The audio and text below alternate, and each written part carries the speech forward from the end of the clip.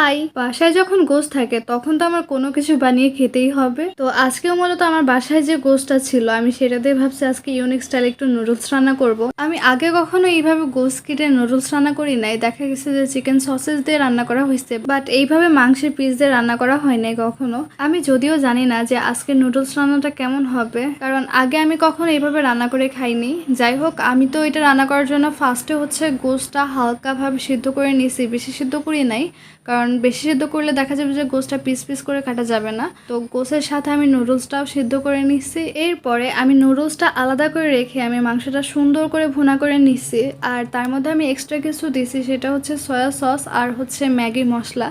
এগুলো দিলে একটু বেশি টেস্ট লাগে। এই দিক দিয়ে আমি মাংসটা একটু ঢেকে দিছিলাম, কারণ না ঢেকে দিলে এটা সিদ্ধ হবে না। মাংসটা হয়ে যাওয়ার পরে আমি তার মধ্যে নুডলস দিয়ে ভালোভাবে নেড়ে চেড়ে দিছি।